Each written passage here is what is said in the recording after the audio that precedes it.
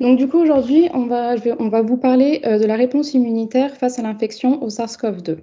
Donc, pour cela, je vais vous commencer à vous parler de la réponse CD4. Ensuite, Lisa va vous parler de la réponse CD8. Ensuite, Vincent et Grégoire vont respectivement vous parler des lymphocytes T mémoire CD4 et CD8. Enfin, Chaco va vous parler des cellules B mémoire et Julie des anticorps neutralisants. Donc, je vais commencer par la réponse T-CD4.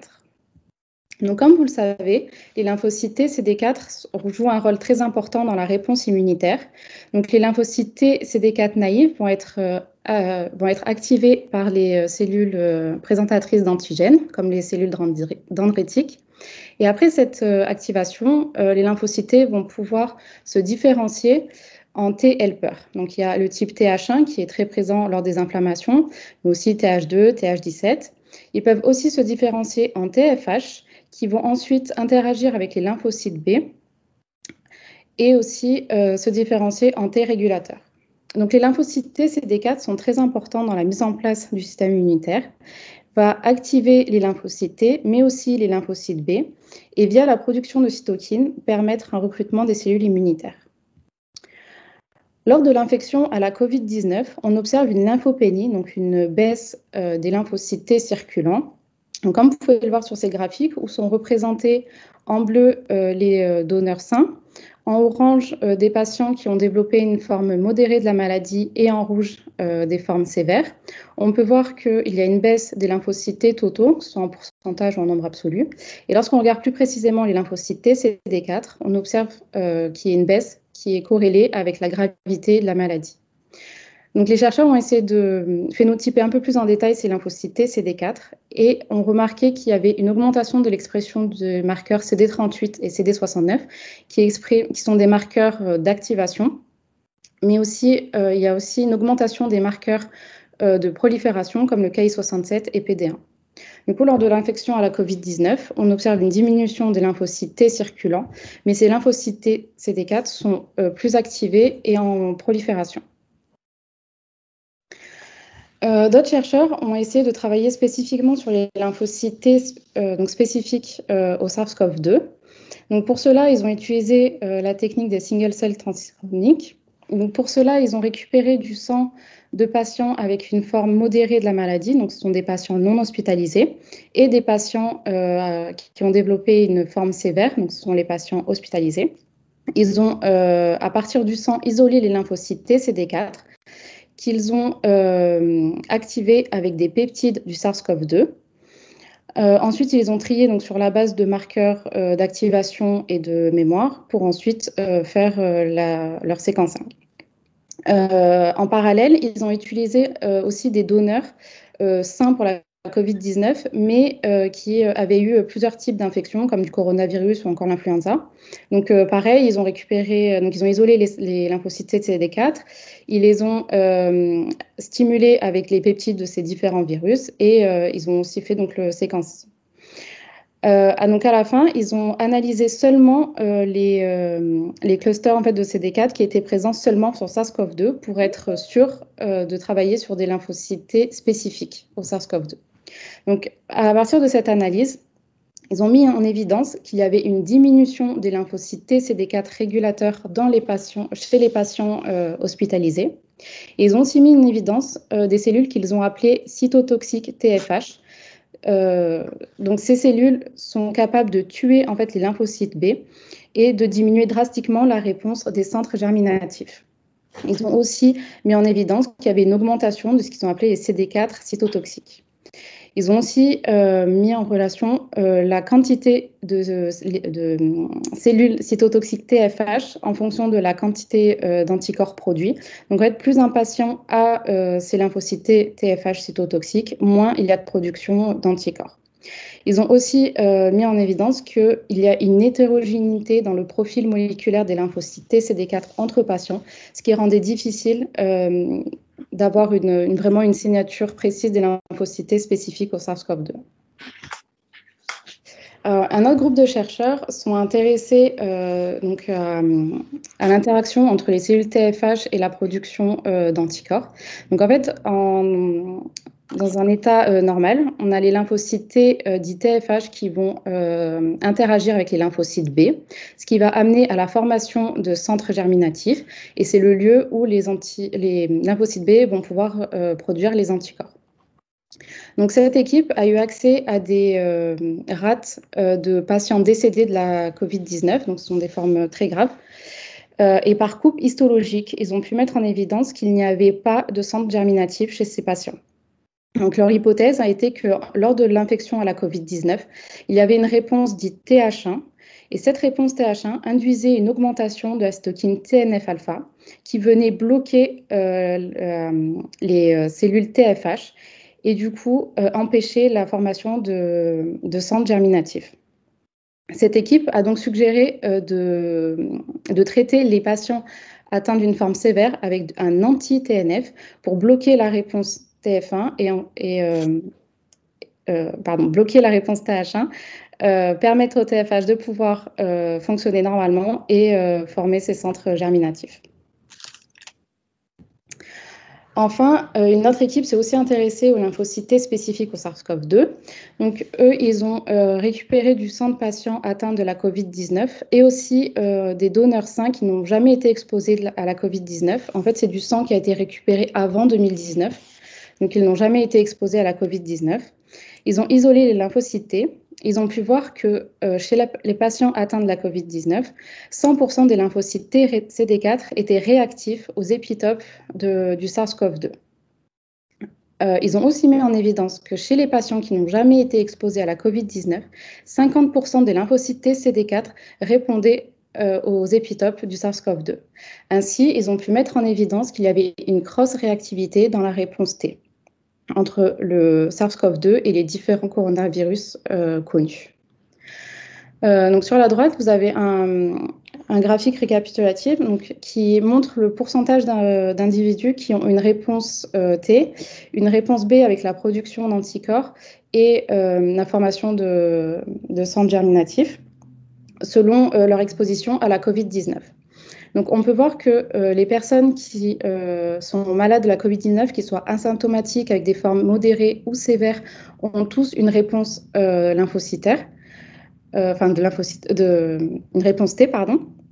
Par contre, seulement les patients atteints d'une forme sévère et modérée ont une réponse, une production d'anticorps, alors que seulement 60% des personnes qui sont asymptomatiques produisent des anticorps. En ce qui concerne les centres germinatifs, nous avons seulement des données sur les cas sévères, puisque du coup l'étude a été faite sur des patients décédés, mais on n'a aucune donnée pour les personnes qui développent des maladies modérées ou asymptomatiques. Chez les personnes qui ont été atteintes à la COVID-19 et qui sont guéries, on peut voir qu'à peu près 50% de personnes ont encore une réponse T, et seulement une dizaine de pourcents produisent des anticorps. Et ce qui a été assez démontré aussi, ce sont que des personnes qui n'ont pas été exposées à la COVID-19, donc il y a à peu près 25% d'individus qui ont quand même une réponse T spécifique à la COVID-19. Donc, pour conclure, on peut dire donc, que les lymphocytes CD4 jouent un rôle très important dans la réponse immunitaire. Au cours de l'infection à la COVID-19, on a une diminution des lymphocytes CD4 circulants, mais ces lymphocytes circulants sont beaucoup plus activés et en voie de prolifération. On a donc une réponse spécifique au SARS-CoV-2, mais il existe aussi une cross-réactivité de la réponse T entre le SARS-CoV-2 et les autres différents coronavirus. Il est donc très important de comprendre la réponse immunitaire afin de pouvoir développer des vaccins, mais aussi potentiellement des traitements. Merci de votre attention. Merci, Nouvelle. Bonjour à tous, je m'appelle Lisa Nutin et je vais vous parler de la réponse des lymphocytes TCD8 dans l'infection au SARS-CoV-2. Donc pour commencer, je vais vous faire un petit rappel sur la lymphocyte T. Donc ce sont des cellules de l'immunité adaptative, donc elles sont donc spécifiques à un antigène. Elles sont produites dans la moelle osseuse à partir de lymphocytes précurseurs, cellules lymphoïdes précurseurs, qui vont donc migrer dans le thymus en étant attirées par la cytokine CCL25. Une fois dans le thymus, elles vont démarrer leur maturation en perdant l'expression de CD44 et en acquérant l'expression de CD25 qui est le récepteur à l'IL2, puis du coup le corécepteur CD3 qui est donc le corécepteur du TCR. Après tout ça, elles vont subir une première sélection qui est donc la sélection positive puisque ces cellules sont actuellement CD4+ et CD8+. Donc ça va permettre de les spécialiser dans un type lymphocytaire CD4 ou CD8. Donc les lymphocytes qui vont avoir une affinité avec le CMH de classe 1 vont devenir des lymphocytes TCD8 et les lymphocytes qui ont une affinité avec le CMH de classe 2 vont devenir des CD4. Elles vont subir une deuxième sélection qui est donc cette fois la sélection négative. Donc cette fois-ci, on va donc sélectionner les cellules qui ne reconnaissent pas les antigènes et les autres vont partir en apoptose. Les antigènes du soi, pardon, et les autres vont partir en apoptose. À la fin, on va donc se retrouver avec des lymphocytes T naïfs. Je vais donc maintenant vous expliquer comment ils sont activés et comment fonctionnent les lymphocytes TCD8 cytotoxiques. Donc lorsqu'une cellule dendritique est activée, elle va migrer vers les ganglions lymphatiques où se trouvent les lymphocytes TCD8 et vont venir activer ceux-ci. Donc l'activation se passe en 3 étapes et donc passe par 3 signaux. Donc le premier signal est la liaison CMH de classe 1 antigène plus TCR. Le deuxième est donc l'activation de CD28 par le costimulateur CD80-86. Et le troisième signal est donc un signal cytokinique qui passe donc par l'activation de CD25 par l'IL2. Cette activation cytokinique peut se faire de manière autocrine, donc de par la production d'IL2 par les CD8 elles-mêmes, ou par paracrine, donc par la production d'IL2 par les TCD4 de type helper. Une fois ces 3 signaux activés, la cellule va donc proliférer en masse et se différencier en lymphocytes T cytotoxiques qui vont migrer vers le site de l'infection. Et lorsque ceux-ci vont rencontrer les cellules infectées, toujours via la liaison TCR-CMH de classe 1 plus antigène, vont libérer leurs vésicules qui contiennent de la granzyme B et du perforine qui vont provoquer l'apoptose de ces cellules infectées. Je vais donc maintenant rentrer dans le vif du sujet, à savoir comment se comportent les populations TCD8 lors d'une infection à la Covid-19. Donc, comme Nouren l'a dit précédemment, y compris pour les CD8, on observe du coup une diminution du taux de lymphocytes TCD8 circulants. Donc, on peut se poser la question de pourquoi du coup il y a une lymphopénie. Donc, ça, je pourrais peut-être vous apporter 2 grandes hypothèses. La première serait donc que tout simplement les lymphocytes T sont dans les tissus en train de combattre l'infection et donc sont moins présents dans le sang périphérique. Ou alors, deuxième hypothèse, serait que le SARS-CoV-2 provoquerait donc une lymphopénie et donc handicaperait la réponse immunitaire. Pour savoir vers quelle hypothèse se tourner, je vais vous présenter quelques figures qui vont nous aider à déterminer si les lymphocytes T sont spécifiques au SARS-CoV-2. Donc, c'est un premier papier, du coup. En haut à gauche, vous avez donc l'organisation du protéome du SARS-CoV-2. Donc, dans cette figure-là, ils ont choisi d'utiliser des poules de peptides provenant de NPS7 et NPS13 qui ne sont pas des protéines de structure du SARS-CoV-2 et aussi, du coup, une protéine de structure qui est la nucléocapside. Ils ont donc mis en contact ces poules de peptides avec des PBMC de patients qui ont contracté la Covid-19. Ils ont laissé 5 jours en coculture et après ça, ils ont déterminé la production d'interféron gamma par ELISpot. Donc ce qu'on observe, c'est que déjà la majorité des patients répondent et les PBMC du coup répondent particulièrement en étant en contact avec les protéines de structure de la nucléocapside. Alors un deuxième diaporama pour confirmer tout ça. Donc ils ont fait exactement la même chose dans un autre papier. Donc cette fois-ci avec forme modérée ou forme sévère de la maladie, mais aussi avec seulement des protéines de structure du sarcome, donc la protéine spike, la protéine de membrane et encore une fois la nucléocapside. Et cette fois-ci, on voit bien qu'il y a quand même une forte réponse globalement pour toutes les protéines de structure du sarcome. Et en dessous, du coup, c'est des figures qui vous montrent bien qu'il y a bien aussi une activation forte puisqu'on a eu une augmentation de l'expression de CD69 et de 4,1-BB qui sont donc des costimulateurs activateurs des lymphocytes T, mais aussi du coup une production de granzyme B et de TNF-alpha qui sont donc des marqueurs des lymphocytes T cytotoxiques. On remarque aussi du coup qu'il n'y a pas de production d'IL-10, ce qui est une bonne chose puisqu'elle est réputée pour être immunosuppressive. Pour finir sur les CD8, je vais vous parler de l'évolution des lymphocytes T au cours de la maladie, donc quand on est plutôt dans une phase aiguë ou dans une phase de convalescence. Donc, en ce qui concerne la phase aiguë, donc c'est les histogrammes en rouge. On remarque que donc c'est l'augmentation de l'expression de CD38, de granzyme B et de Ki67, qui sont donc des marqueurs d'un type lymphocytaire de type cytotoxique, qui prolifère et qui est actif. Et lorsqu'on regarde du coup les histogrammes en vert, qui concernent plutôt la phase du coup de convalescence, on va retrouver une augmentation de l'expression de CCR7, de CD45-ERA et de TCF1, qui eux sont des marqueurs de type mémoire. Et donc on voit très bien sur les corrélations qu'ils ont fait à droite que on démarre dans la phase aiguë de la maladie avec beaucoup de lymphocytes T cytotoxiques qui vont diminuer au cours du temps et une augmentation du coup des marqueurs de type mémoire. Alors, ce qu'il faut retenir du coup, c'est qu'a priori, la diminution du taux de lymphocytes T circulants est plutôt due à une réponse immunitaire active et spécifique.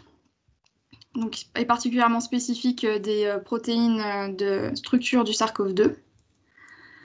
Que lors de la phase aiguë, on va retrouver plutôt un type lymphocytaire cytotoxique, alors qu'en phase de convalescence, on va switcher sur un type de mémoire. Donc, c'est très important d'étudier l'évolution des lymphocytes lors de l'infection, surtout pour élaborer une stratégie vaccinale, puisque du coup, a priori, on développerait a priori une réponse immunitaire mémoire. Donc ça, c'est Grégoire qui vous en parlera. Et donc du coup, d'après ce que j'ai pu voir, il serait important de cibler particulièrement les protéines de structure pour développer des vaccins, puisque les lymphocytes T semblent y réagir fortement. Je vous remercie de votre attention et je laisse la parole à Vincent, après vos questions, bien sûr. Merci Lisa. Alors, des questions ? Donc, dans le cadre de la réponse immune à l'infection par SARS-CoV-2, moi, j'ai décidé de me concentrer sur l'étude des lymphocytes T CD4+ mémoire. Donc, pour remettre la question dans son contexte, tout d'abord, il y a une troisième phase lors d'une réponse immunitaire qui est constituée de la survie d'un compartiment de cellules mémoire. Cette phase permet d'avoir une réponse secondaire beaucoup plus rapide et c'est grâce à cette phase-là qu'on a créé les premiers vaccins. Et la réponse dans la question de l'infection par SARS-CoV-2 de la mémoire immunitaire est cruciale puisque c'est les questions qu'on entend beaucoup dans les médias. Est-ce que, par exemple, la protection d'une infection permet d'être protégé à un autre variant? Est-ce que les cas asymptomatiques ou les cas à faibles symptômes sont protégés, ont une mémoire immunitaire par rapport au SARS-CoV-2? Et la question cruciale de combien de temps la protection est effective. Et donc, je vais essayer de répondre à ces questions en me concentrant sur les lymphocytes mémoire T CD4+. Donc, tout d'abord, je vais vous parler des caractéristiques de la réponse mémoire CD4+. Donc, dans cet exposé, je vais présenter les résultats de 5 articles différents. Tout d'abord, il y a un article qui montre que les patients qui ont contracté la COVID-19 ont des lymphocytes T CD4+ mémoire spécifiques à la protéine N du virus. Donc, c'est ce qu'on voit là dans cette table d'interféron gamma LISPOT contre les épitopes de la protéine N. Et plus précisément, c'est ce qu'on voit aussi ici sur la figure, lorsque on stimule un patient par un patient qui a contracté la COVID-19 avec des épitopes de la protéine N. Donc, on a tout d'abord une réponse spécifique à la protéine N. De plus, on a une réponse spécifique à la protéine Spike, qui est donc la protéine visée par les vaccins à la COVID-19. C'est ce qu'on voit sur ce graphe-là. Quand on regarde les le pourcentage de lymphocytes T CD4+ mémoire qui réagissent à la protéine spike, il est beaucoup plus élevé significativement plus élevé chez les patients ayant contracté la COVID-19 que chez les patients non exposés. C'est la même chose pour l'ensemble du protéome de la COVID-19 moins spike, et donc en total, on a encore une augmentation significative. Et ce qu'on remarque aussi sur ces fax, c'est que lorsqu'on stimule avec la protéine spike, on observe toute une population de CD4+ apparaître, mémoire, qui correspondent bien à une spécificité de la réponse mémoire CD4+ à la protéine spike. De plus, je vais revenir sur cette idée de caractérisation cellulaire de la réponse CD4 au SARS-CoV-2. Dans cet article, les chercheurs font new map de la réponse mémoire CD4+, donc sur des données transcriptionnelles, et se rendent compte qu'on a une présence de lymphocytes T CD4+ mémoire cytotoxic helper, donc CD4-CTL, et follicular helper, donc TFH, alors qu'on a beaucoup moins de TH17 qui sont des lymphocytes régulateurs, mémoire régulateurs. De plus, on peut s'intéresser dans la question de la mémoire immunitaire sur chez quels individus on va trouver cette mémoire immunitaire, cette protection. Donc, tout d'abord, il y a une influence de la sévérité de la maladie. Donc, dans cet article, les chercheurs testent des patients qui ont donné leur sang en 2019, donc à l'époque où il n'y avait pas de SARS-CoV-2. En 2020, donc une époque, c'est des donneurs sains, mais les patients bleus sont des donneurs sains. Les patients roses, c'est des gens exposés à la COVID-19 qui n'ont pas contracté la maladie. Les patients verts, c'est des gens qui ont eu des formes moyennes, et les patients rouges, des patients qui ont eu des formes sévères. Et ce qu'on remarque, c'est qu'on a une augmentation avec la sévérité de la maladie, de la mémoire immunitaire CD4+, dans tous les cas, dans le cas où on regarde la protéine spike, où on regarde la membrane, où on regarde la protéine N. Et quelque chose de très intéressant sur ces figures, c'est que les patients exposés, donc qui ont été en contact avec des gens qui ont contracté la maladie, mais qui, eux, ne l'ont pas contractée, ont une trace de mémoire immunitaire CD4+. Donc, ça voudrait dire que les cas asymptomatiques, par exemple, pourraient développer une mémoire immunitaire au SARS-CoV-2. Dans la même veine, des chercheurs ont démontré qu'il y avait la présence d'une mémoire immunitaire. Là, c'est plus CD4+ spécifique, c'est lymphocyte T spécifique chez les patients ayant contracté le SARS en 2003. Et là, on voit que l'épitope N1 et l'épitope N2 de la protéine N réagissent avec des lymphocytes T mémoire. Finalement, on obtient quelque chose de très intéressant, qui est qu'il y a même une présence de lymphocytes T, là encore pas spécifique au CD4+ mémoire, mais lymphocytes T mémoire plus généralement, chez les patients sans historique d'infection. C'est ce qu'on voit dans ce graphique-là. On voit que chez les gens c'est des gens qui n'ont pas contracté SARS, qui n'étaient pas en contact avec aucun patient de COVID-19 et qui n'ont pas contracté le COVID-19. Et on voit qu'on a quand même des lymphocytes T mémoire spécifiques à la protéine N, spécifiques à la protéine NSP et spécifiques aux deux. Ce qui suggère que les formes de coronavirus qui présentent très peu de symptômes, qui s'apparentent à des rhumes, pourraient conférer une protection immunitaire contre la forme du SARS-CoV-2 qu'on connaît. Finalement, une question cruciale quand on regarde la réponse mémoire immunitaire, c'est combien de temps on va être protégé, et c'est une question dont on entend beaucoup parler dans les médias. Et pour répondre à ça, j'ai simplement trouvé un article qui et un article très récent, 2021, qui a publié des données d'infection après 6 mois. Donc forcément, quand on regarde la durée de la protection, on se place, c'est des papiers tout récents qui sortent.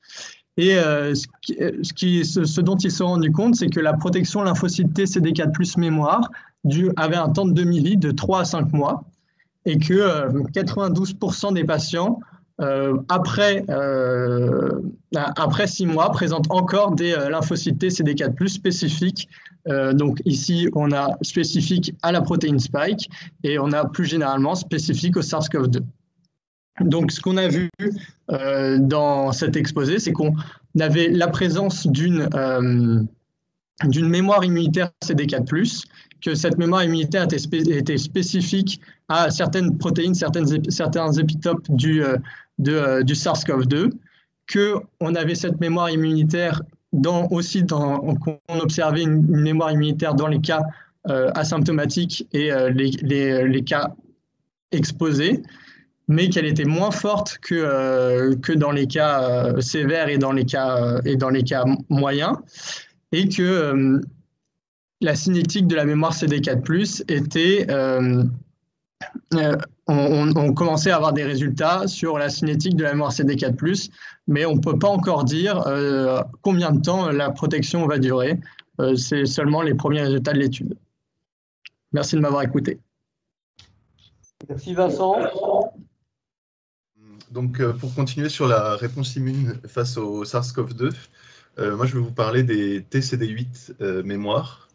Donc, bien sûr, ce sera pas mal par analogie avec ce qu'a fait Vincent, mais il y aura des parties aussi particulières. Donc, dans un premier temps, de manière analogue à ce qu'on a vu précédemment, le but c'est de montrer qu'il y a l'existence de TCD8 spécialisés. Là, c'est un article qui a été publié en 2020 et qui montre que chez un patient, le patient à gauche sur les résultats de cytométrie de flux, le patient C20 a contracté la Covid-19 et quand on le stimule avec des épitopes de la protéine N, on voit qu'on a production de TNF ou d'IFN gamma, ce qui montre qu'on a bien une population spécifique du SARS-CoV-2, donc des lymphocytes CD8 mémoire.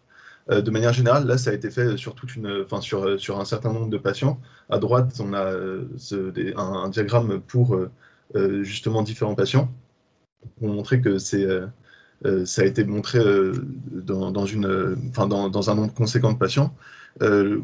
Après, là, pour mettre en perspective un petit peu l'article, ce qu'on note, c'est que l'idée, c'est vraiment juste de montrer l'existence de ces TCD8 spécifiques, mais sans analyse plus particulière. Ensuite, un peu plus en détail, un autre article de 2020 montrait que chez des patients, ici à gauche par exemple, chez des patients qui ont contracté la Covid-19, après une stimulation, on a une proportion de TCD8 spécifique qui augmente sensiblement. Pareil, on observe aussi une nette augmentation de la production d'IFN gamma. Donc on a plus de CD8 qui ciblent le SARS-CoV-2 et une plus forte production d'IFN gamma justement par ces CD8 après stimulation. Donc ça permet de mieux appréhender la maladie, ça montre l'existence d'une mémoire immunitaire en TCD8 et ça donne une mesure de cette dernière. Enfin, un résultat aussi intéressant, je vais passer vite dessus, Vincent en a parlé, mais c'est que là aussi, on remarque que pour ce qui est de la fréquence des TCD8+ spécifiques, mémoire, chez des patients, c'est les points roses que vous avez au milieu pour les 3 types de stimuli qui correspondent aux 3 graphes. On a une nette différence entre les patients sains, donc qui sont 2019-2020 BD, et nos points roses, donc qui correspondent à des patients qui n'ont pas contracté la Covid-19, mais qui ont eu quelqu'un de leur famille qui l'a contracté, ce qui montre qu'on a une mémoire TCD8 en cas de contact avec le virus, même si on est asymptomatique. Ce qu'on peut remarquer ici aussi, et ce qui n'est pas noté dans l'article, ce qui est un peu étrange, c'est la différence entre le Covid pas sévère et le Covid sévère, ce que vous voyez entre la différence entre les points verts et les points rouges. Alors c'est pas du tout, on n'insiste pas du tout dessus dans l'article parce qu'on ne précise pas si l'écart est significatif ou non, mais c'est un peu particulier parce qu'on voit qu'on a moins de TCD8 quand le Covid est sévère. C'est une question que je me suis posée sans arriver trop à trouver une interprétation. Mais voilà, quelque chose de particulier des CD8, en tout cas, notamment par rapport au CD4. Ensuite, pour parler un petit peu des patients qui n'ont pas d'historique d'infection, on a également ici des patients qui répondent au SARS-CoV-2 qui ont des TCD8 mémoire spécifiques, avec une réponse comme on peut le voir ici avec la production d'IFN gamma, cette fois pas dirigée contre la protéine N, mais contre NSP7. Donc on a ça c'est un patient, mais de manière générale, c'est vrai qu'on a un changement d'immunodominance aussi pour les TCD8. Ensuite, je vais parler brièvement des différentes sous-catégories de TCD8 mémoire qu'on arrive généralement à différencier par cytométrie de flux. J'ai mis le graphe ici à gauche. On arrive à différencier les naïfs des trois catégories de TCD8 mémoire qui sont les TEM, donc Effector Memory, qui sont les TCD8 mémoire qui possèdent des capacités effectrices. Ensuite, il y a les Central Memory qui ont, eux, moins de capacité effectrice, mais a priori une forte capacité proliférative. Et enfin, les TEMRA, qui sont pour dire vite, mais qui semblent être des effectors memory qui réexpriment CD45A.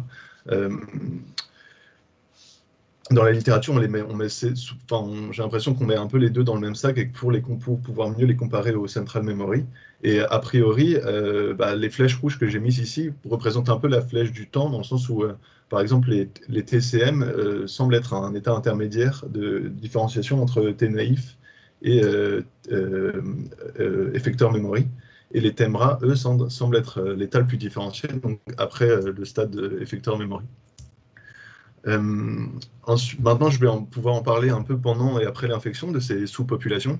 Ici, on a un résultat de UMAP, avec tout à gauche le modèle, un peu les différents clusters classiques qu'on peut observer et qui permettent de mettre en relief les TCM, les TEM, les TEMRA et les lymphocytes en division cellulaire. 2020 BD correspond aux donneurs sains. On voit qu'ici, on a majoritairement des TEM et des TCM. Et pendant le Covid, donc là ça correspond au graphe AM et AS, on voit qu'on a une production de lymphocytes accélérés, donc des lymphocytes CD8 en cycling, mais une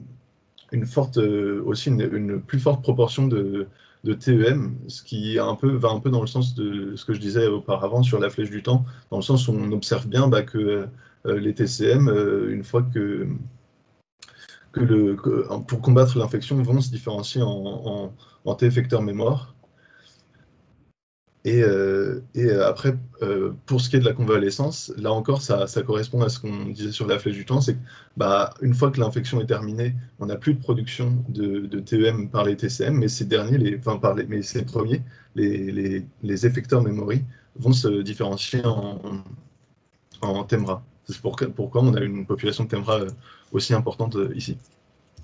Un autre article, enfin, qui va dans le sens rapidement de ces observations, c'est pareil, là on observe les populations antigènes spécifiques du Covid après la maladie, et on voit que on a beaucoup de TEMRA, et quand on regarde en fonction du temps après l'infection, on a bien le nombre de TEMRA qui augmente, et les effecteurs, et ici les central memory qui augmentent. Ça c'est surprenant dans le sens où ça ne va pas vraiment dans le sens de ce que j'ai dit avant, mais on a au moins les effecteurs memory qui diminuent.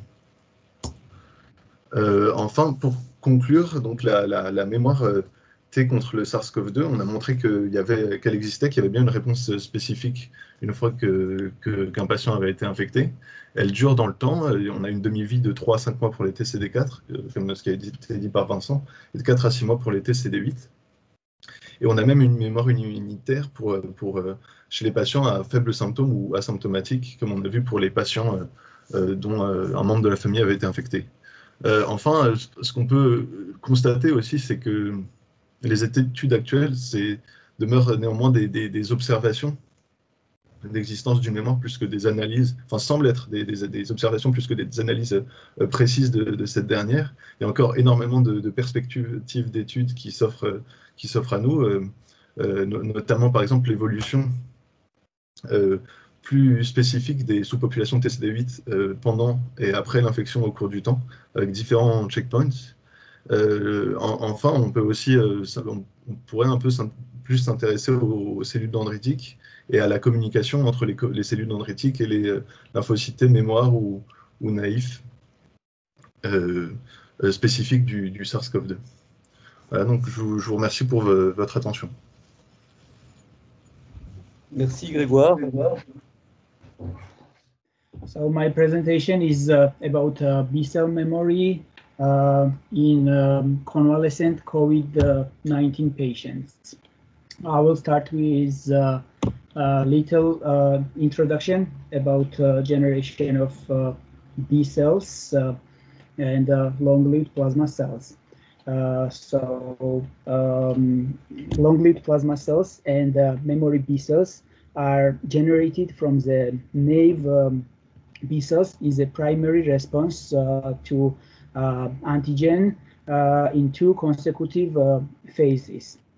In phase 1, can you see pointer? Because, okay. Sorry. In phase 1, antigenic stimulation through B cell antigen receptors induces naive B cells to differentiate into short-lived plasma cells and germinal center cells in B cell follicles. In phase 2, antigens drive germinal center B cells to differentiate into long-lived plasma cells and memory B cells. Within germinal center microenvironment, proliferating B cells undergo somatic hypermutations and class switch recombination, and germinal center B cells with unfavorable mutations which do not bind with high affinity to the antigen trapped by the follicular dendritic cells and which do not appropriately interact with germinal center T cells die because of apoptosis. Only those germinal center B cells which can produce high affinity antibodies survive and will differentiate into long-lived plasma cells and memory B cells. One of the main questions that raised during COVID-19 pandemic is how long immunity against SARS-CoV-2 lasts and whether one person can be infected twice. Several scientific groups around the world already did research about memory B cells, and these results are in line with each other. So I will try to shortly present them in these slides. I choose a science article published by Dan et al. In 2021, which was performed on the largest cohort of convalescent COVID-19 patients. For these studies, they recruited 188 individuals, which represented asymptomatic, mild, moderate, and severe COVID-19 cases. To identify SARS-CoV-2 specific memory B cells, fluorescently labeled multimerized probes were used to detect B cells specific to spike, receptor binding domain, and nucleocapsid specific memory B cells. They performed the cross-sectional analysis of COVID-19 cases, and they found that numbers of SARS-CoV-2 spike-specific memory B cells raised over the first 120 days, and then remained stable over 6 months time period. The similar patterns were seen for RBD and nucleocapsid specific memory B cells. Their numbers also increased over 4 or 5 months time period, and then remained stable at least 6 months. Expression of CD21 and CD27 distinguishes B cells, naive B cells, from classical memory B cells and activated memory B cells. These studies showed that the majority of RBD specific B cells in CoV-2 positive individuals were naive, while were naive in healthy individuals, while most of the RBD specific B cells in COVID-19 patients represented CD27 positive, CD21 positive memory B cells, which is marker of classical memory B cells.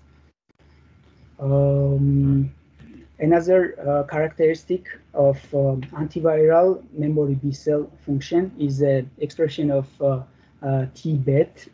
Memory B cells that express T-BET are associated with rapid response to secondary infection. These cells quickly differentiate into secondary plasmacytoid B cells that produce high affinity viral specific antibodies.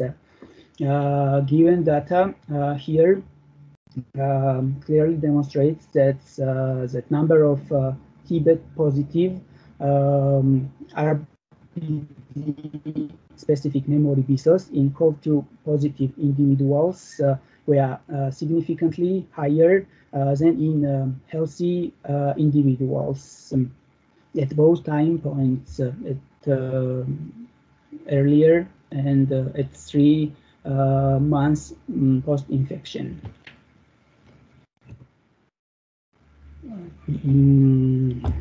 Antigen binding memory B cells were further distinguished according to surface immunoglobulin isotypes expressing IgM, IgG, or IgA.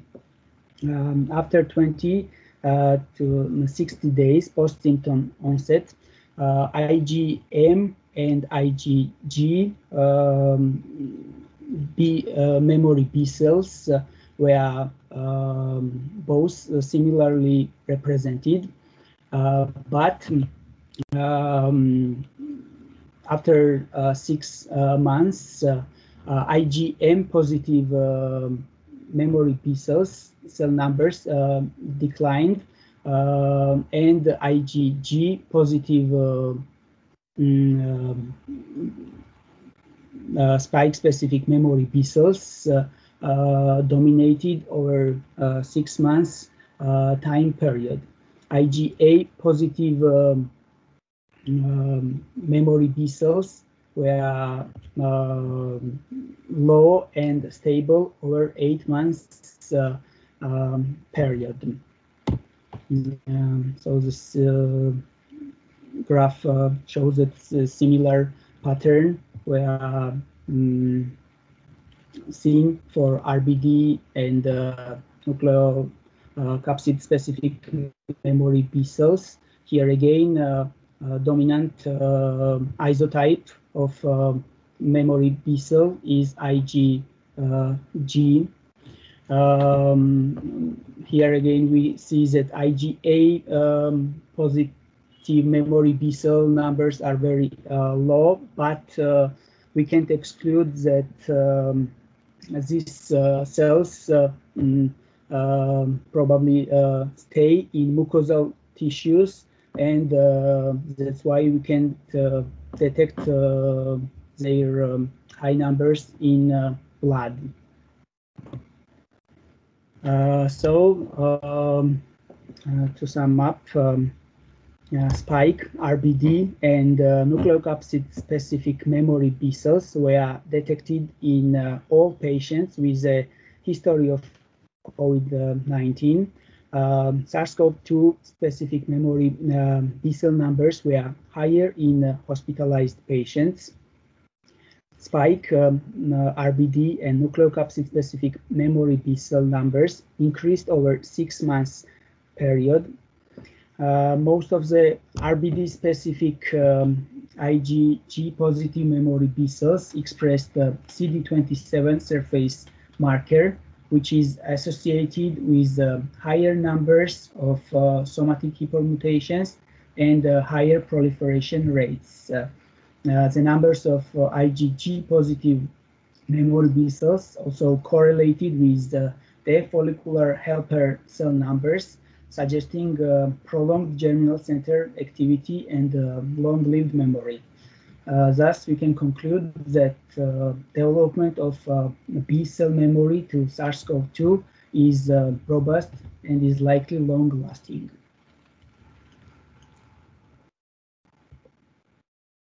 Thank you, Shako. So this is the last talk of this afternoon, and I will be talking about neutralizing antibodies in SARS-CoV-2. And first, I'll try to explain what neutralizing antibodies are. Neutralizing antibodies are antibodies that prevent infection of a cell. In the example of SARS-CoV-2, you can see here the virus. An antibody might bind the spike protein, and if the spike protein is bound, it's no longer able to bind to ACE2 receptor, and the virus will not be able to enter the cell. So this antibody in the picture is a neutralizing antibody. Okay, so how do we detect antibodies? In general, there are different concepts in order to detect antibodies, and the most popular one is ELISA. And in order, well, what does ELISA show to us? It shows the quantity of an antibody and also, well, that it is there. But it doesn't necessarily show us the neutralizing potency of an antibody. And therefore, you have to add something to the technique in order to find a neutralizing antibody. So what do people do? There is many different assays in order to detect neutralizing antibodies, and I picked one that has been commercialized recently and uses competitive ELISA in order to show it to you. So what happens in this competitive ELISA is that you are taking a well and you're going to coat it with human ACE2 binding protein, and you will also add a virus particle and the green particle that will be only a part of the virus, for example, and then you'll add patient serum. And if the patient was lucky, in his serum there will already be neutralizing antibodies. These neutralizing antibodies will now be able to bind to the virus particle. And if the virus particle was bound, it will be no longer be able to bind to the coating of the well. And so after washing, only the bound virus particles remain. And the more neutralizing antibodies you have, the less activity you will be able to show in the end in your ELISA assay. So what kind of epitopes are being targeted by antibodies against SARS-CoV-2? First of all, there are different epitopes in SARS-CoV-2 that can be targeted, but the most popular to be targeted by human antibodies seems to be the S protein. And in the S protein, there are different domains that are being targeted by the antibodies. And now researchers took a quantity of patient serum from patients that were convalescent of COVID-19, and they found out that most of the antibodies that had neutralizing properties were actually binding to RBD domain of the S protein, as you can see in the figure F above. And they also found out that there are many antibodies that are binding to other domains of the S protein as well, as you can see below. Also, another interesting question is how many mutations are necessary in order to create a specific antibody in B cells. And why is this interesting? The less mutations are needed, the more probable it is that a specific antibody will be developed over the course of time in B cell maturation. So what researchers did was collecting patient serum again and analyzing,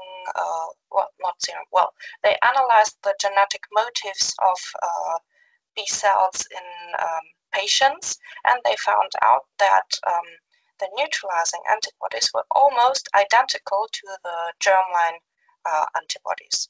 So this means that there weren't many mutations that happened in order to receive the neutralizing antibodies, which also means that it is quite probable that a patient, when he is confronted to SARS-CoV-2, will develop neutralizing antibodies. Also, in another study, it has been found that the genetic motifs that are required to build these neutralizing antibodies are quite widely spread in a healthy population, which also indicates that it is quite probable that neutralizing antibodies will be developed. Okay, so do these neutralizing antibodies persist over time? Or you could also ask, is immunity persisting over time, humoral immunity persisting over time? It is especially interesting if the immunity that was acquired right after the disease will last over more than some months as well, because if the immunity lasts over some months, this would indicate that long-lived plasma cells have been generated. So researchers took probes from patients after COVID-19 infection after 1 month and after 6 months, and they found out that the antibody quantity in IgM, IgG, and IgA didn't differ that much even after 6 months. This being a proof that plasma cells, long-lived plasma cells, are actually produced in the process of forming immunity, humoral immunity. Also, they looked at the neutralizing activity after 1 and 6 months of these antibodies, and they found out that the neutralizing activity still is maintained, but is actually less after 6 months, which is quite intuitive as well. So, is antibody quantity and neutralizing activity correlated to disease severity? This is an important question because if there is a correlation, it might be possible to predict the severity of disease looking at the quantity or potency of antibodies. And in order to address this question, researchers took a large number of patients that were suffering from COVID-19, and they divided the whole number of patients according to the severity of their disease. In red and in black, you can see the more severe cases of disease, and in yellow and in green, the less severe cases. And what they did find was that in IgG and IgA, antibody quantity was significantly higher in severe cases of disease. This at first might seem a bit interesting because you wouldn't expect it. First well, I would have expected the more antibodies you have, the easier the virus will be neutralized. But apparently this is not the whole picture. And some other processes are important as well. One of them, namely antibody disease enhancement, which describes the fact that disease can be enhanced by the fact that antibodies are damaging tissue and are adding up to the overall tissue damage caused by the disease. And this could maybe be seen as an equivalent as well to the cytokine storm that is made by cytokine overproduction in COVID-19. And also, researchers looked at the neutralizing potency of patients with severe COVID-19 disease, and they found out that the neutralizing potency was less than in mild disease, which is more intuitive. So, what is the clinical perspective that we can take out of these findings? Well, first of all, we can say that there are antibodies that are being developed against SARS-CoV-2 after infection, and therefore monoclonal antibodies could also be a valid option of treatment, because obviously those antibodies have neutralizing qualities and are helping over the course of disease. Also, we can say that there is a high chance that people will develop the necessary antibodies upon confrontation with SARS-CoV-2, which will also indicate that probably if people are vaccinated, they will be able to develop the right antibodies, which is quite important. Next, we found out that humoral immunity is persisting over at least 6 months, and that long-lived plasma cells are existing. And as a last point, we found out that disease severity could indeed predict that antibody quantity and potency could indeed predict disease severity. Okay, so much about neutralizing antibodies. Now I'm done, and I'm happy to receive your questions. Thank you, Julie.